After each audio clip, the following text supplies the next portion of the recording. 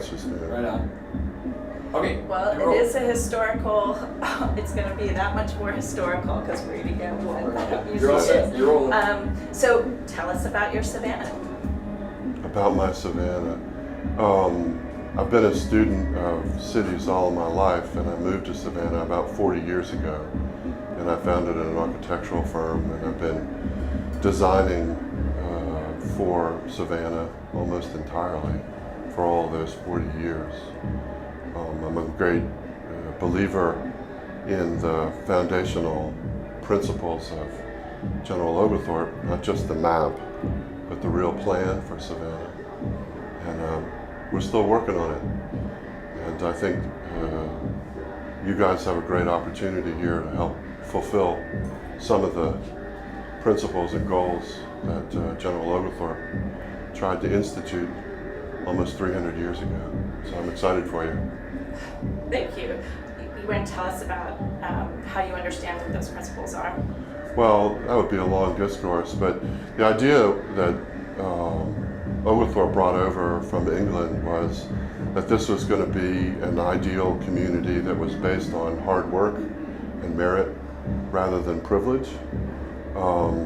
Some of that turned out not to be sustainable, so we did give in to slavery and some of the other aspects of privilege. But the other part of it was urban, sustainable agriculture. Now, Oglethorpe would have definitely objected to me using the term urban because he didn't see Savannah as being a big city. He was coming from London. But that's what it turned out to be, was how do you make a city that has both work and sustainable agriculture. They had to, that was the only way they could survive. And this area that we're in was one of the original planned areas for agriculture. This was going to be the breadbasket for Savannah. It's terribly ironic that it's now a food desert, that the people that live here do not have access to healthy food, that they can get Popeye's fried chicken, which is good to eat, it's tasty, but it's not a way to sustain a family. Sure. So if you were going to if you were going to have a conversation with General Oglethorpe and make if you were going to come back in 50 years, 25 years, and you wanted to capture what Savannah, what this area is in Savannah at ever enlarging circles sort of impact, what would you put in that time capsule to try to tell him? Well, I think the damage that's been done, not just to the Oglethorpe vision, but to our whole country. You said 50 years.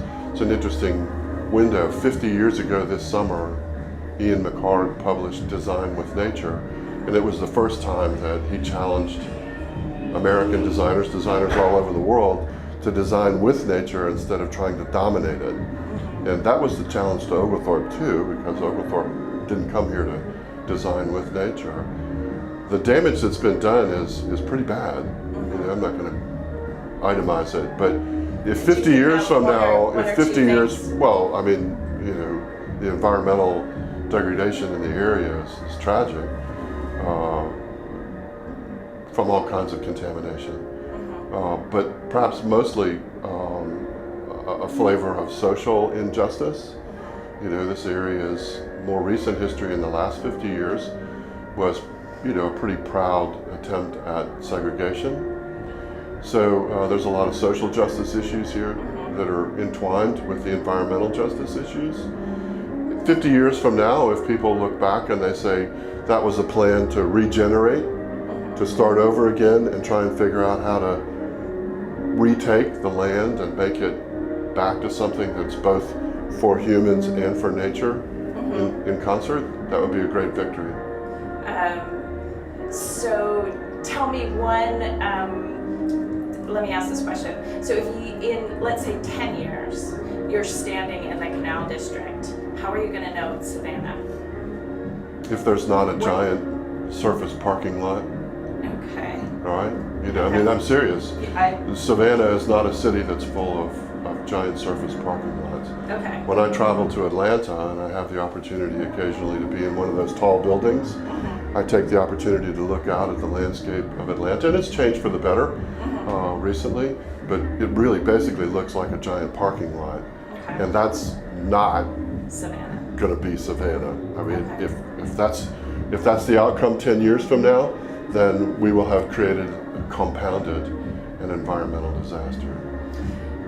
Is there anything that is in the space that tells you it's Savannah? So you sort of said it in the, we'll know it's Savannah because there isn't a parking lot. What do you see? What is there that tells you it's Savannah? Well, that it's a very balanced environment for different modes of travel, and it's not dominated by the automobile, hence the giant surface parking lot. And I realize if you're going to do a civic arena, you're going to get a lot of people that are going to be coming here from far away.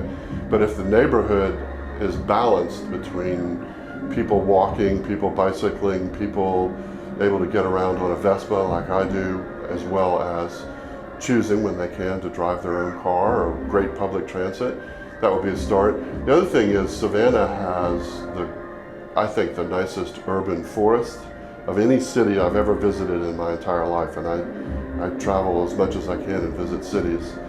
And so, in addition to this area being a food desert, it's also a shade desert. So, the big difference between the visitors when they come to Charleston, which is a beautiful city, and when they come to Savannah is they get a sunburn walking around downtown Charleston, and they get, shade, which doesn't change the temperature, but it sure makes it feel nicer. Yeah. So that would be a big indicator to me is how much tree cover, how much shade, and how much food you can find in this area. Is there anything else you want to share for the archive and to guide the design? And The other thing that I would say is the preservation movement was also started in Savannah. The worldwide preservation movement started right in Savannah. And we had a tremendous, what's that? When was that? It was in the 60s. Some pretty iconic buildings were demolished, and the Historic Savannah Foundation was founded with the goal of developing preservation tools. Which buildings were those that were demolished? The old DeSoto Hotel was one of them, and the beautiful old train station. We had one of the most beautiful passenger train stations in the United States, Union Station, which wasn't really that far from here. So those are examples, but there was a tremendous wealth of history up on the high bluff of Savannah where the privileged people lived to preserve. And that's not finished yet because you have to sustain it after you restore it. But this area has an equally rich history. It just doesn't have as much left. The fabric is much thinner.